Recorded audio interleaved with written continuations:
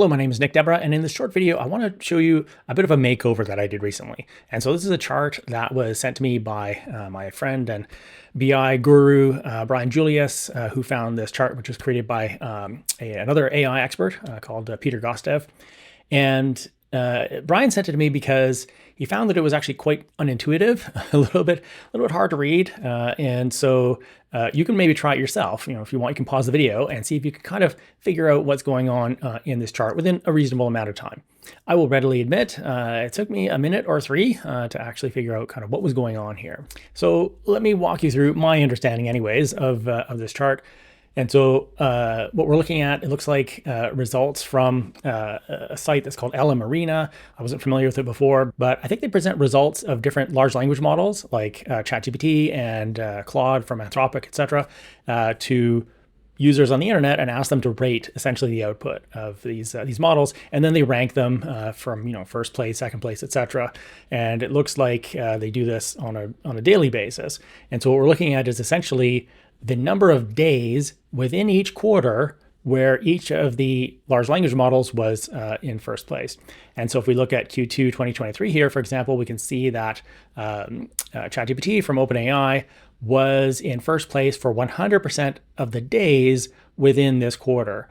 And then say over here in, what is this, Q1 2025, that the XAI large language model, I think it's called Grok, was in first place for, it looks like maybe about 30% or so of the days in that quarter. And Google was in first place for something like maybe 60% or 65% of the days in that quarter, whereas OpenAI was only in first place for a few percent of the days in that quarter.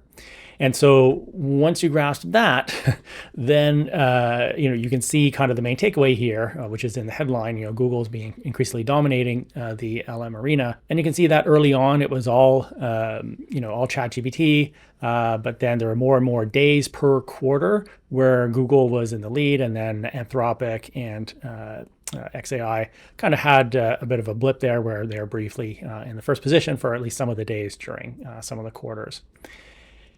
And so it's kind of a bit of a leap, right? Like the nature of the data, right? The percentage of the days within each quarter. And so, I immediately started thinking, like, is there a way where we could maybe make the key takeaway here, which is basically this, a little bit more visually obvious? And so what I came up with is this, right? So it's obviously a more kind of common chart type, right? It's not a stacked area chart, which is what we were looking at before. It's just a kind of a regular line chart. And not only is this more familiar, because more familiar isn't necessarily better, but like this is more familiar, but it's also, I think, maybe a bit of a better choice, because really what we're trying to do is not so much see how the breakdown of a total changed over time, but how these individually compared with one another over time. It's kind of a subtle difference, and it's something I talk about in my workshop. But we can see, for example, that OpenAI was very clearly in the lead, and then they basically kind of started to lose that lead, and Google started to kind of take over. And certainly to my eye, it's a little bit more visually obvious. I can see exactly where that kind of crossover happened, whereas in the last one, it's kind of not too obvious, at least to my eye, anyways.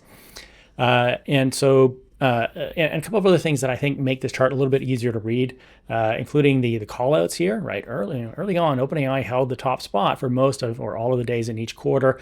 So even that really helps the audience to understand basically what are these values? What are these metrics? It is kind of complicated. And it's also, of course, explained up here in the axis label, percentage of days in quarter that vendor was ranked #1 in LM Arena. Obviously, this is a very wordy axis title, but in this case, I think it's not only warranted, but it's necessary, because this is a metric that's just kind of complicated. And so it needs a lot of words to explain exactly what it is.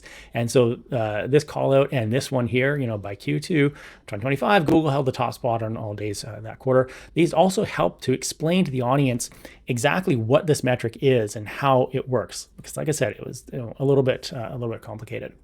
Now, one of the things that I also did is I removed something that was in the original chart. If you go back here, it says, basically the number of days, I guess, during this entire time span where each large language model was in first place. But if I come back to the insight here, what I call the job of the chart, really, this information isn't actually needed, and if anything, I think it just introduces some confusion, and so I didn't include it in the kind of the remade chart. Also, little details like having a multi-level timescale here, which just makes it a little bit easier to understand. It's like, okay, right away, I see we're looking at a little over 2 years worth of data, whereas in the original, it was maybe not quite as obvious. I would have had to compare the start point to the end point. Little things like that can really kind of facilitate comprehension. Now, because this metric is a little complicated, number of days the vendor was ranked number one in each quarter, I wondered if it would be possible to, instead of showing percentage of days within each quarter, to simply show the actual number of days in each quarter. And so Peter graciously actually sent me the raw data for this, not just the percentages, but the actual number of days in each quarter where each large language model was in the first position. And so now my explanation of this metric is slightly simpler, right? It's just the number of days in each quarter where the vendor was ranked number one. It's not the percentage of the number of days that was where each vendor was ranked number one. And so this might be a little bit easier to understand. Now, of course, this is a different metric. And so actually, you might have noticed that the shape of the lines actually changes a little bit, but it still communicates this key insight pretty clearly, I think. OpenAI was really kind of in the lead, but then they lost their lead to Google. Ultimately, I think if I go back to the percentage of days, this probably communicates it a little bit better, because if you look at the raw data, you can see that actually, for some reason, I'm not quite sure why, there's actually a different number of days in each quarter. I understand here because Q2 2025 isn't finished yet, but like some of these had more than 100 days in a quarter, whereas a quarter is typically about 91 days. So yeah, maybe it is better to go with percentage of quarter, kind of normalize the quarters. But then trade-off, right, is that this metric is a little bit more complicated. Maybe in the comments you can let me know which one of these you prefer. How did I make these improvements? How did I come up with these, or at least what I hope are improvements? You can tell me in the comments. Well, you can learn how to do this yourself in my Practical Charts workshop. And so I will actually be delivering this 1 week from the date on which I'm recording this video. And so if you're happy to be watching this before June 2025, you can still register for that. It starts on June 2nd. More information available on my website, practicalreporting.com. Thanks very much for watching.